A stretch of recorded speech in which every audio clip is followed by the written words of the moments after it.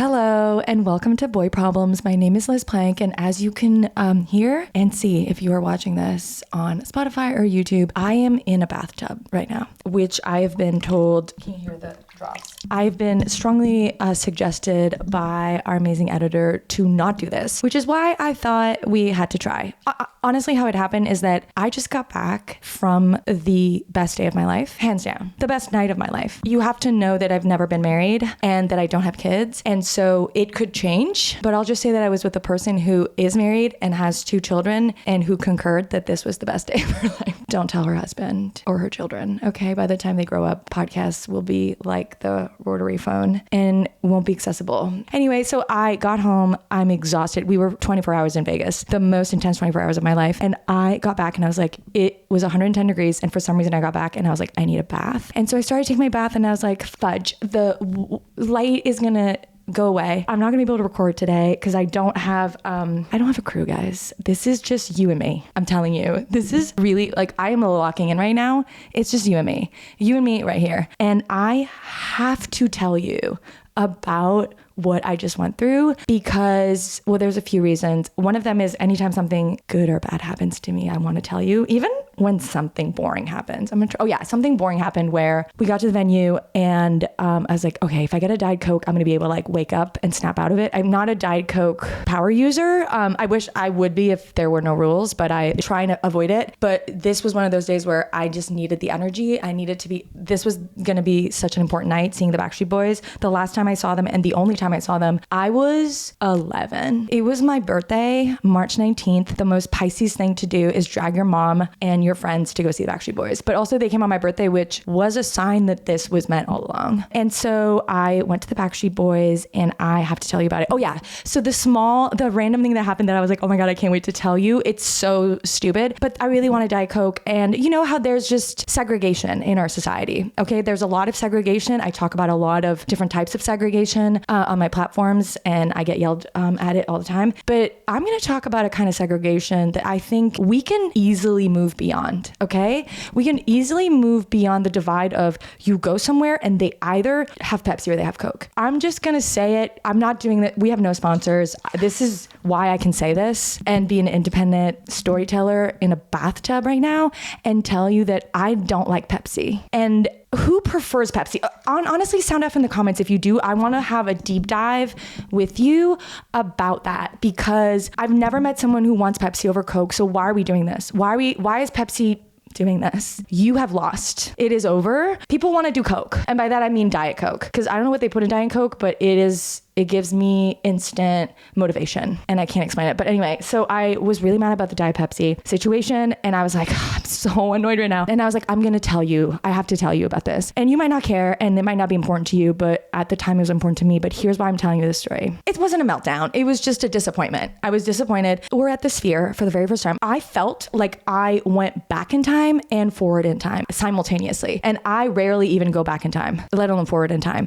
And this was both. I was completely befuddled. I was paralyzed, low key. Dissociating was fun. That's what it felt like to be at the Backstreet Boys concert at the Sphere and to be a millennial woman. I'll just put it that way. It was out of this world. We got escorted to our seats, which my friend Simone got us these amazing front and center seats. I don't even know how it happened. I had started manifesting. I was like, we should go see the Backstreet Boys. We should go see Backstreet Boys. And somehow she got us tickets, which was mesmerizing in itself. And then, we skedaddled to our seats. We're like, this is the best day of our lives already. Like, what is happening? I'm FaceTiming Kat, my best friend from home. I'm trying to FaceTime people. I'm like, I feel like I'm at the moon landing and people need to know about it. And so I am freaking out. And then 2 minutes before the show starts, someone just comes down or someone gets a text and then someone comes down and they're like, you're going to get escorted. We're like, what? We've already been escorted. This is already a 14 out of 10 experience. And the show hasn't even started yet. And they're like, no, you're getting escorted. Do you know where the chairman's suite is? And we're like, do we look like we know where the chairman's suite is? We're wearing butterfly clips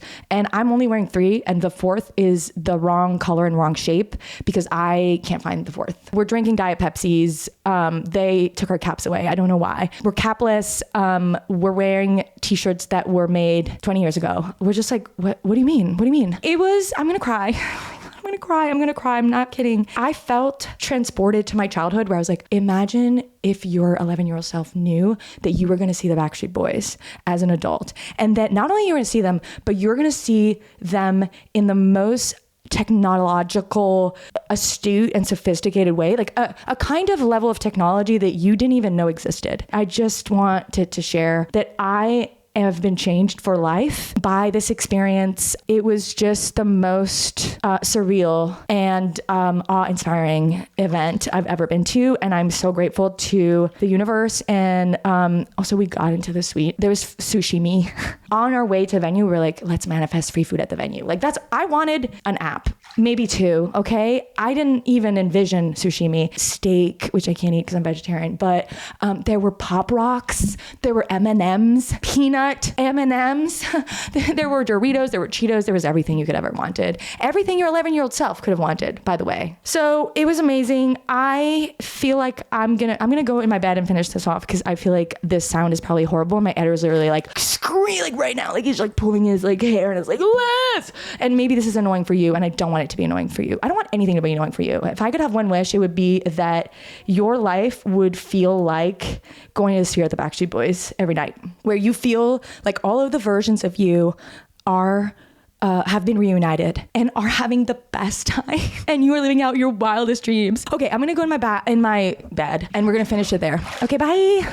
Okay, so I'm gonna be honest. I tried to record after the bathtub and my Zoom recorder died, like my microphone died. My phone ran out of storage somehow. It was very Mercury retrograde, and although I didn't get electrocuted in the bathtub, it felt like we were heading towards there, even though I'm in a bed right now. It is the next day. So my voice is definitely back, but I haven't changed since yesterday. I wore my Backstreet Boys t-shirt to bed and I wore it to Six Flags today. Before I talk about anything else, we need to talk about the Backstreet Boys because that was not a concert. I saw the Backstreet Boys at the Sphere. Like if I would be on board with a mega church, it would be the Backstreet Boys concert. That was not a concert. That was a spiritual experience. There is a before I saw the Backstreet Boys at the Sphere and an after I saw the Backstreet Boys at the Sphere. That's how I will refer to my life. I'm a different person. I thought my frontal lobe had been fully developed. It had not. And that was very obvious when I was at the Sphere, and that my jaw has never dropped to the floor in the way that it had. Also, I got on the radio in Quebec.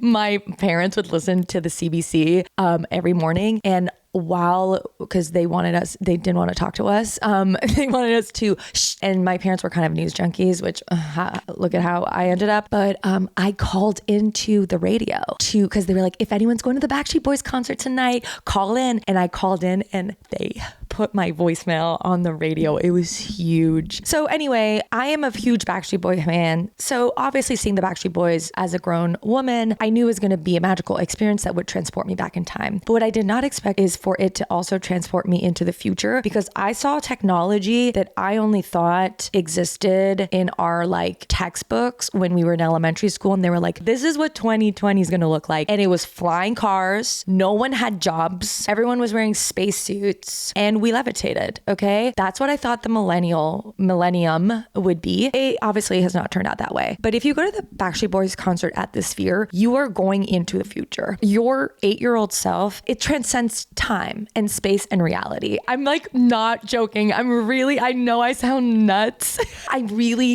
I mean it. The Backstreet Boys concert at the Sphere needs to be studied by neuroscience. I wish I could call a neuroscientist right now, but I don't really have one on speed dial. But if there is a neuroscientist listening, please sound off in the comments and explain what the frick is happening right now, because it has been 24 hours. I cannot stop thinking about it. All I'm doing is listening to Backstreet Boys music. I can't take off this shirt. I've been wearing my Backstreet Boys shirt for way too long. And given that it is so hot, I've sweat through it and I won't take it off. I'm going to wear it to bed. I can't take it off. So it needs to be studied. It needs to be observed. And I think that the Backstreet Boys concert at the Sphere should be publicly available to all millennial women. Actually, all people. I take it back. All people should be allowed and have access to the Backstreet Boys concert at the Sphere. I feel like the world would be healed in ways that it doesn't even know that it's possible. I love when I go somewhere and there is every age demo, there's every ethnicity, there's every kind of family composition or group. That's how I felt at the Coldplay concert, and that's how I felt at the Backstreet Boys concert, although it did lean heavily millennial female for obvious reasons, but it was just so inclusive. It was so non-judgmental. I mean, I never went to the Eras tour, which is one of my biggest regrets in life, which is why I like got my ass to the BSB, because I knew I can't do this twice. The way that people have described the Eras tour, where there was just this camaraderie, this cooperation, this like female, this like non sort of visible, just solidarity. That's how I felt at the Backstreet Boys concert. We made so many friends. I will say that there were men there that were ruining the vibe. And I don't say this as an anti-man. You know me, I love men. I wrote a whole book about it. There were so many men who were there enjoying it, living that BSB life, who had knew the lyrics, or I don't even need you to know the lyrics or have the merch. I need you to match the vibe, okay? There was a whole vibe. Also, it was on 8/8, August 8th, which is the Lionsgate portal. It's like the biggest day in manifestation. And as you know, I'm totally into that. We manifested this podcast and we manifested the Backstreet Boys. I love spaces where it's men and women. I love spaces that are like truly uniquely gender, not neutral, what's the word? Gender combined? I don't know. Where there's all the genders, okay? That's what I love. I love that. But men need to match the vibe of a female focused space. That's what I'll say. And that is not to say that there's not men who enjoy the Backstreet Boys or there weren't men that enjoyed the Eras tour. But what was really specific about those spaces is that unlike all other spaces, they were female dominated. In Western society, it's like extremely rare for a space to be not only dominated by women, but like organized for women in the service of women. That Backstreet Boys concert was one of those spaces. That's probably why I had a brain orgasm. It was all of the women were losing their minds. We were all connected. I felt connected to every single person in the sphere. I felt very connected to the Backstreet Boys. I feel like I was inside the Backstreet Boys and that they were inside me. There's no other way to describe it. There were a lot of men who were participating in it. And then I will say that there were a few men who, to me, I was like, come on, dude, just like at least pretend or go away. You know what? It's fine if you're not into it. You're kind of yucking my yum when you're looking, you're not sort of matching the vibe of the women around you. And maybe you just need to step out. Maybe you just need to step back a little, take a step back, or just get into it. Match the vibe. Like the water's fine and it's super fun. I mean, look, I get it. Some guys just aren't fans. And so I,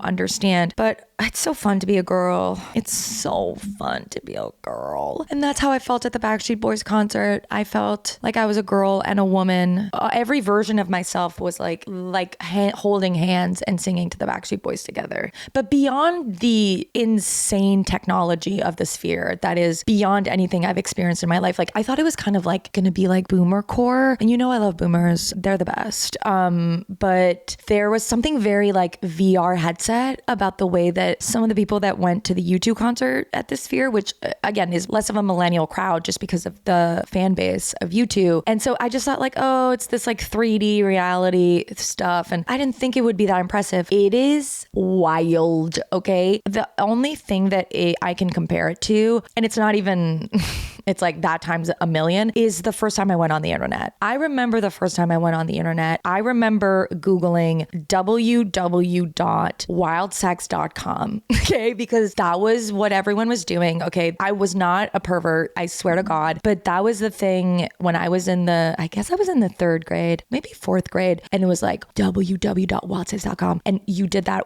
when your parents were gone or in the desktop computer that was like in the basement. It took so long to load the page that I don't even remember seeing anything, but it was just the act of being able to like look at something you're not like have access to something, right? Like that's out of your reach, like sex when you're a child. I probably would not have loved what I would have seen on www.wildsex.com, but it felt very surreal to be able to access the internet. But that being said, it wasn't just the Backstreet Boys. It was what the Backstreet Boys represent. I believe that the Backstreet Boys were the first men written by women. They're probably men in the Renaissance. They're probably cavemen who were written by women. It's just, we don't have documentation of them. And I will say, I believe the Backstreet Boys are the first documented men written by women. Because here's the thing, I haven't listened to the Backstreet Boys in a long time. Probably the same thing for most people. Because they just, there were hits in the 2000s, late 90s, and then they kind of disappeared a little bit, right? Part of my feminist spiritual awakening at the Backstreet Boys concert was realizing that the Backstreet Boys were the first men, the first documented men of my generation who were written by women. Okay, the Backstreet Boys were for the female gaze. The Backstreet Boys were the female gaze. And this is back when there was that was not a thing, right? Like the female gaze really became mainstream as a point of conversation past the 2010s.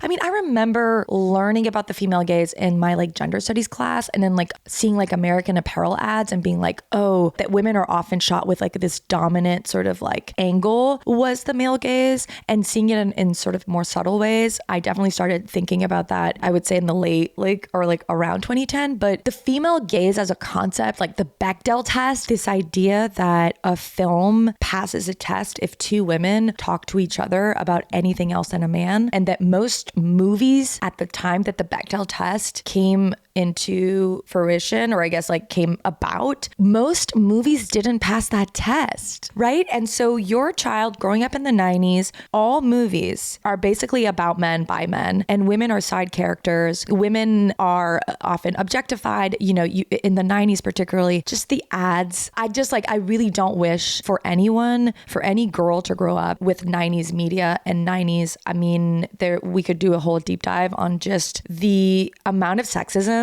that was just lobbed our way through TV, film, advertisement, music. Oh my gosh, it was so normalized. And so to have something like the Backstreet Boys, which are, you know what they are? They're safe. They're safe men. They sing about love in the way that women want to be loved. There's a really specific, disappointing feeling as a woman where you feel love from women, and you will feel love from men, but often men don't love you in the way that you would want to be loved. And women will. You will feel seen and connected to women. Often, they will see you and love you in the way that you like. Often I felt that I have been loved by men, but I've not always felt that I've been loved by men in the way that I want to be loved. They love me in the way that they want to love me. Basically, the things that I love about myself are not always the things that men love about me. Do you know what I mean? There are women who also love things about me that I don't love about.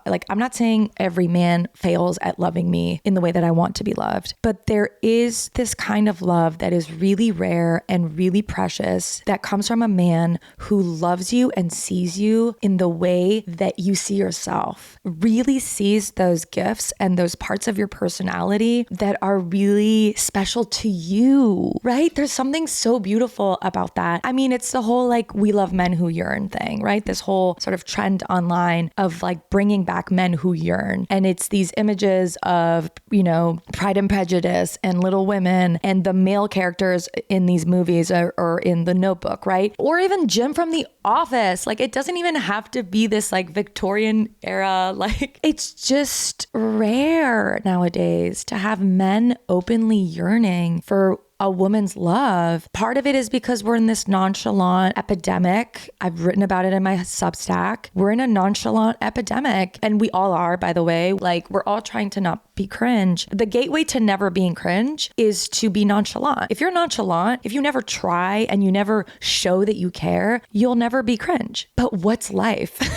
What's the point of life if you don't care and you don't show people that you care? And so I yearn for men who yearn for women. And I think that the Backstreet Boys were the original male yearners in music. I think that they embodied a fantasy that not even just women have, but girls, right? As a girl, as an 11-year-old girl, seeing these men being who are extremely safe, right? There was one lyric, "Are you sexual?" Nick Carter in Backstreet's Back, "Am I sexual?" was actually pretty rare. It was pretty unusual for them to make any reference to sex. It was all about love. And in a world where even at the age of 11, when I was listening to the Backstreet Boys, I was being sexualized already, which is a thing a lot of people aren't ready to to hear, but I was already being sexualized, already been, sexually assaulted, basically. Me and my sister would take the bus home and there was this man that was like touching us. That had already happened. So I already felt unsafe,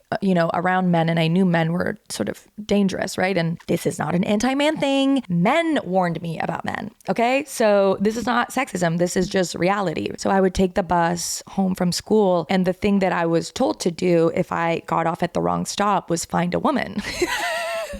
Actually, I don't know if my mom taught me that or not, if my parents taught me that or not, but I did get lost because, me, my ADHD was very undiagnosed. So I got lost and I got off at the wrong stop because I was reading a story about a skunk when I was 11, or maybe this was 9. No, I was younger. I was 9. And I freaked out and I found a woman. I was like, I have to find a mom. And I asked this woman, I was like, I need to go. Can you show me where to go back to this stop? I missed my stop. And she brought me to my little stop. I'm just gonna cry. I was freaking out, you guys. I thought it was the end of my life. I just was like, I am toast. Like, I've missed my stop. This bus is probably gonna go to Siberia and I'll never see my family ever again. All this to say, sorry, this is a very tangent on a tangent. Men are dangerous to young girls. Like, men are dangerous to women, but when you're a girl, it already starts, I remember boys right around that age starting to watch like wrestling, and they would say like, suck it. Like that was very 90s, the whole suck it thing. Even that, like, I'm a girl and they're boys, like they're young too, but they're already sexualizing us, right? And so to have the Backstreet Boys, these 5 outstanding, beautiful, gorgeous, handsome gentlemen singing about love, singing about, I'll never break your heart, I'll never make you cry, I'd rather die than live without you, I'd give you all of me, honey, that's no lie. Like, what? Like, okay, a man that never lies, a man that never breaks my heart, a man that doesn't want to see me cry. In one of the songs, the Backstreet Boys say, forever isn't long enough. Are you kidding me? That's all I want. That's all I want. What? Because that's how women love. That's how women love. People be like, not all women, hashtag not all women, okay? But that's how I love. I've never been married, but I've been divorced, okay? And I don't know how to explain that except the fact that when I am with someone, it doesn't matter what our fucking label is. Are we seeing other people? Are we boyfriend and girlfriend? Are we exclusive? Like, I don't give a fuck. Our souls are intertwined. Like, I am getting to know you. I want to know everything about you. I want to see like photos of you as a kid. I want to know about your dreams. I want to know everything about you. There's no limit to the love. It's only better if there's more of it. Oh my God, I'm going to like cry, you guys. For the experience to often be that, like, for so many men, there is a limit, and they can't go, like, they're not interested in something that is like really deep. I'm just talking about intimacy, really. I think women feel safer in intimacy. I don't feel safe when I can't be intimate, right? When I can't say what's going on and I can't be vulnerable. And I think men are taught the exact same thing. Sorry, they're taught the exact opposite thing. Protect yourself. Don't be vulnerable. That there is safety in being not intimate. There's safety in not being close, not being too close. It was like really healing for me to hear, oh my God, this is so... Is this humiliating? No, it's not. It's not humiliating. And this is what I've talked about before. It's like, it's not humiliating to love. It's not humiliating to care. In fact, it should be humiliating not to. And I'm sick of pretending like I don't care. I'm sick of pretending like I'm not falling in love. If I go on a date with you and like, I want to go on a second date, I'm not maybe like in love with you, but like, I love you. I do. Is that weird? I say love you to like acquaintances when we hang up on the phone. Like if we're sitting down with the intention of being intimate, not physically, but learning about each other, and that's love. Like, I just think we got to show more love. We got to give more love. And I'm trying to embody love. I think if I embody love, then it'll come to me in that way. You have to embody the love that you want, and you have to give the love that you want. That's a really big thing. I don't even know if I've really told you what has happened, but I'm officially single. It's officially over with Regina George. My crush is no longer, and it's been really painful. I think it was my first humiliationship, because I've been in situationships and I've been in obviously real relationships, and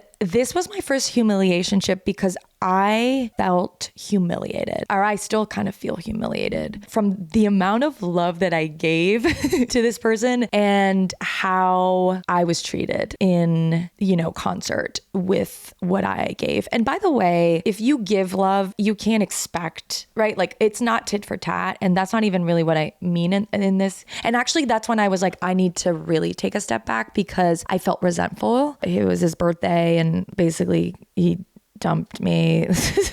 Literally, I got uninvited from his birthday. That's what happened. But I'd gotten him this really elaborate gift, this like highly personalized item.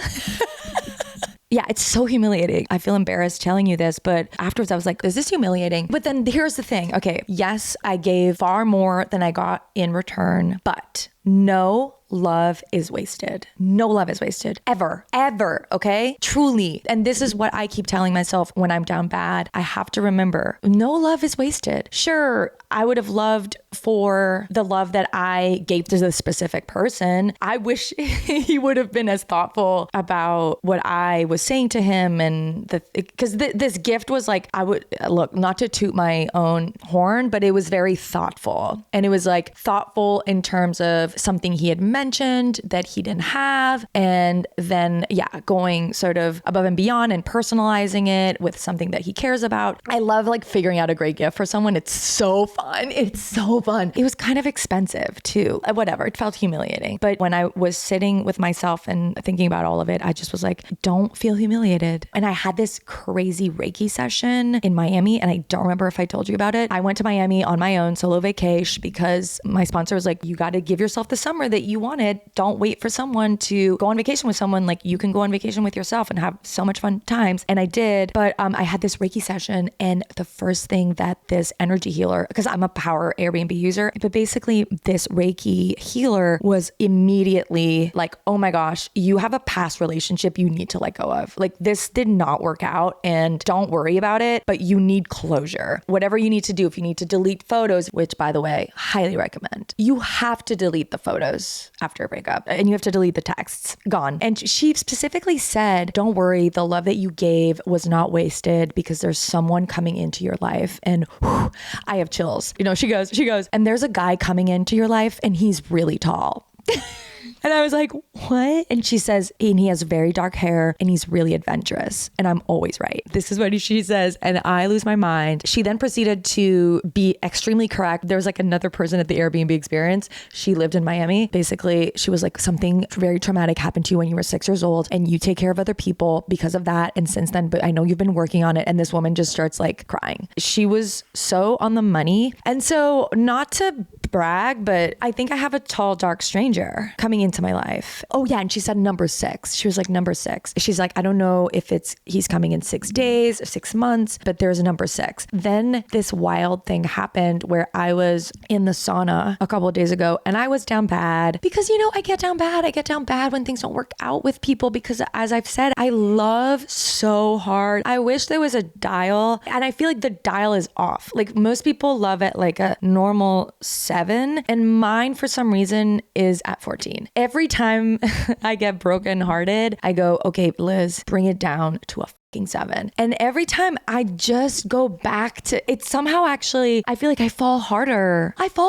Every time. So I was down bad. I was in the sauna and I was like, God, give me a sign. God, give me a sign. And sorry if people don't believe in God. I don't even really believe in God, but this is what I know. My life is better when I pretend like I believe in God or like a universe, right? It could be whatever it means to you. For me, it's this like higher power. It's just the idea that there's something bigger than me that is not in charge of every single thing, that I am not in control and in charge of what happens. It has already been decided. That helps me a lot. And so I was in the sauna, I was down bad about this breakup and I was like, give me a sign, give me a sign, give me a sign that you're here. That's all I said. I actually was like, this is kind of dumb because I'm in the sauna. Like it's not like I don't have a lot of things to interact with in my environment, right? But I look at the sauna dial or like whatever, the screen with the numbers and the temperature and the timing. And there were not 1, but 2 6s. Like the temperature was like 61 1 or something like that. And then there was like it was like 26 minutes. And call me stupid. Okay. I don't really care. If something makes you feel better, even if it's not rational, even if people don't think it makes sense, even if Adam Grant doesn't think it makes sense, which is a throwback to when Adam Grant wrote about astrology not being real. And we talked about it on Synced,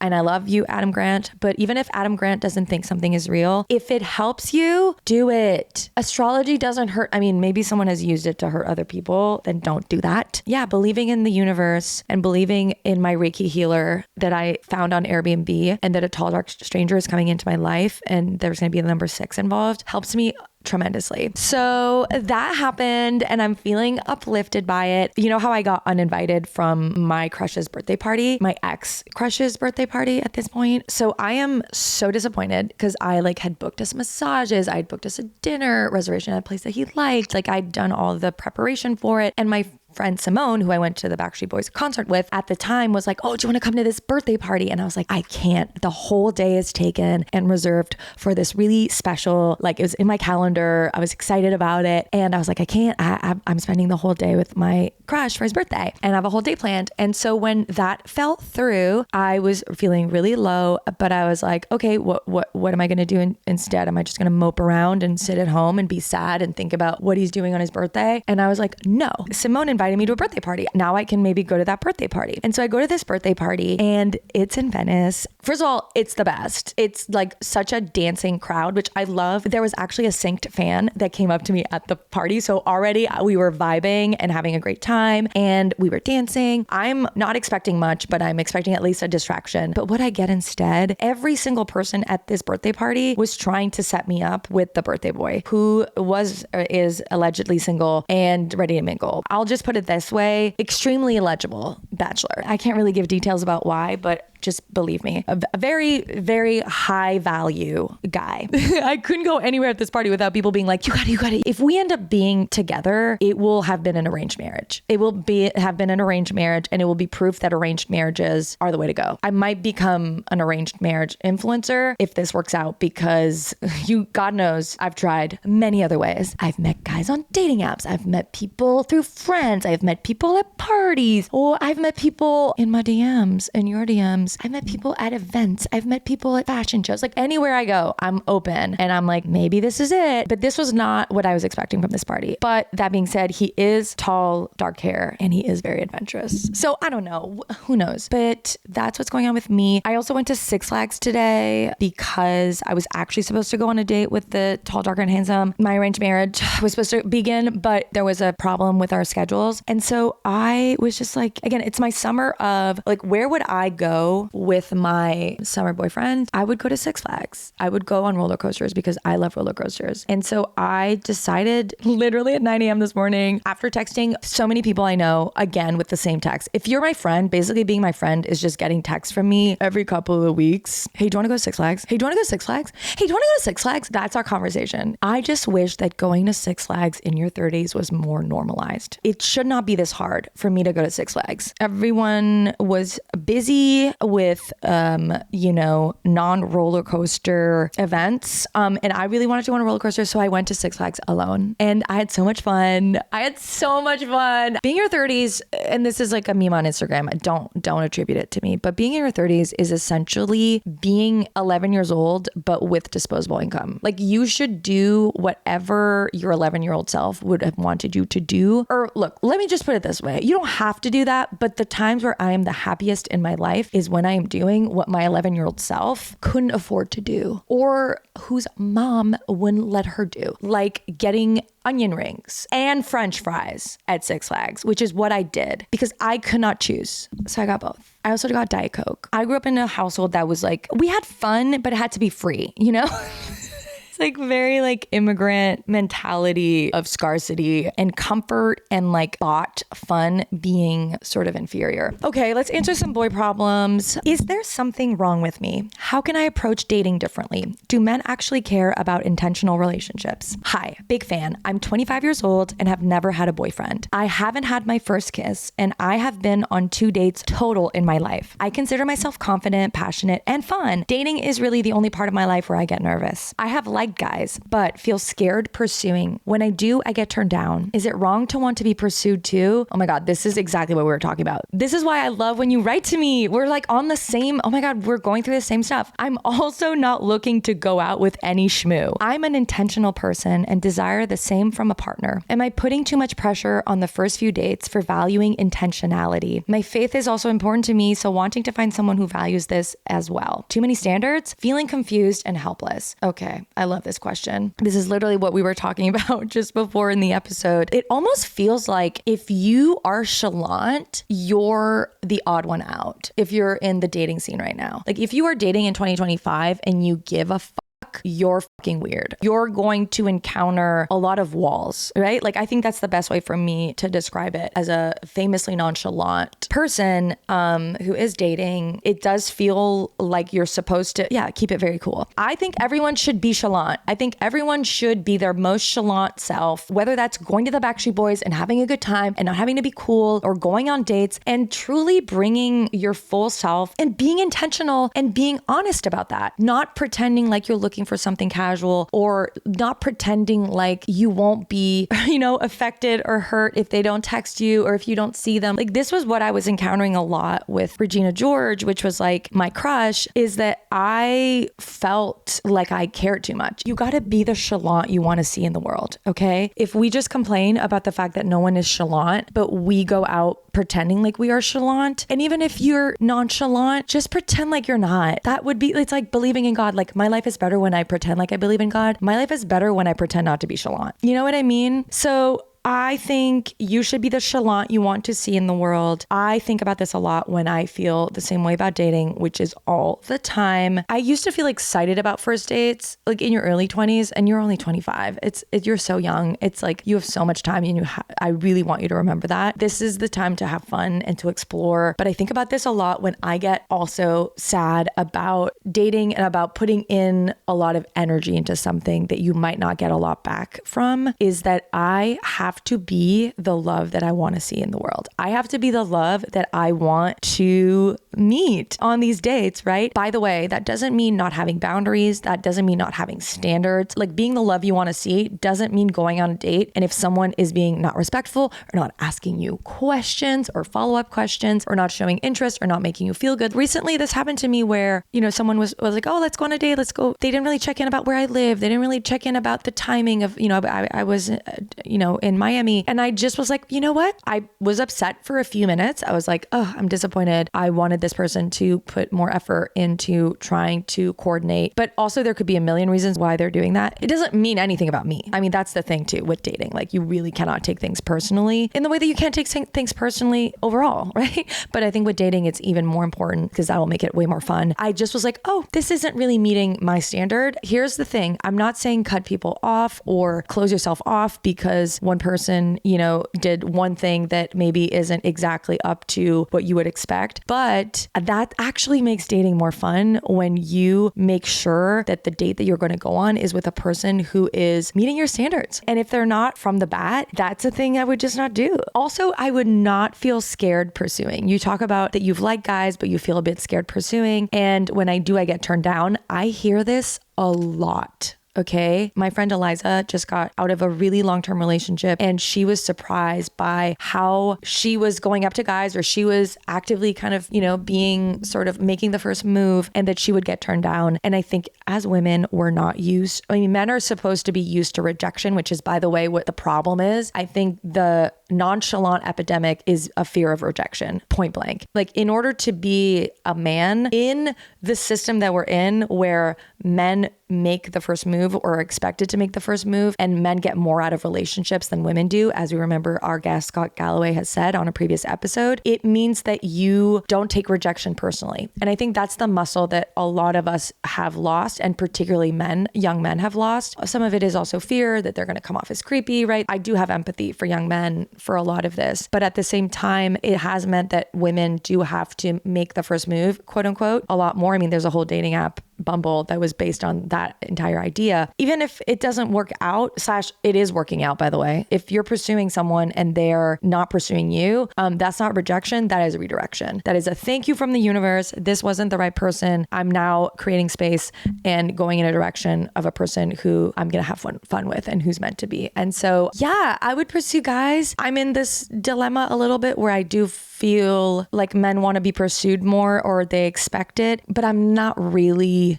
going to do that if it feels below me. With Regina George, I was very honest. I was like, I want you to initiate, physical intimacy. I want you to initiate, certain communications. I was just honest about that. There are certain things that I'm fine with initiating, but there are certain things that I expect my partner to do, and especially a male partner to do. And I think if you're open about those things, that's the best thing. And also, I think a lot of men want to pursue. They just want it to be safe to pursue. Sometimes it might mean you have to do one little thing at the beginning, right? Maybe it means you go up to him, right? If you're in a public space, which I've talked about before on this show, where guys are kind of afraid to do that. But if he's not making plans, if it's not romantic and he's not, yearning, then you can move on. So don't waste your time with people who are not meeting your standards. I would just be open and I would vibrate on the energy that you want to attract in your life. You should be the yearner you want in the world. And also, I would tell guys what you want. I think it is really important. There is this weird energy happening, this nonchalant epidemic, but I think we can be pulled out of it. And I think men can be pulled out of it if they are told by women what women want and what women like. And that's how you know, by the way, if you're telling a guy, I love, and say I love, right? Don't say, I'm really sad when I have to, initiate physical intimacy with you. If you say, I love when you initiate physical intimacy with me, like, oh my God. Or again, that sounds very like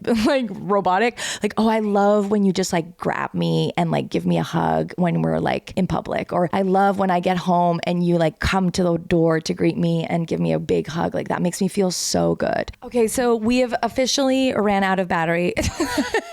This was a long episode. I feel like I said a lot of things, but hopefully it felt good to listen. If you're going through the same stuff, I feel like we are all going through so many similar things, and hopefully some of this felt relatable. So please keep sending your boy problems. Please keep leaving us comments on Spotify. Follow us on Instagram. We're at almost 10K followers, which is wild. It's wild. And I still treat that Instagram account like it's my Finsta, like 3 people follow it, because I feel like it's besties only. That's how I feel. I feel like that Instagram account is just our safe space. And I divulge a lot of my secrets on there. Yeah, leave us a review on Spotify. Follow us wherever you listen to your podcast. Also subscribe to my YouTube where you can watch the show. You can watch the podcast on Spotify. Tell me what you like. Tell me what you want more of, because it's just me and my rogue, weird, no tripod life. And my amazing editor, Vicky, and my amazing friends who listen and give me feedback. Like, it's really just us. This is just the beginning. And so I love knowing what you love and what you want to hear more from. I know that you want Nick back on the show. I concur on the Nick love, and Nick will definitely be back on the show. Thank you so much for listening, bestie. I will see you next week.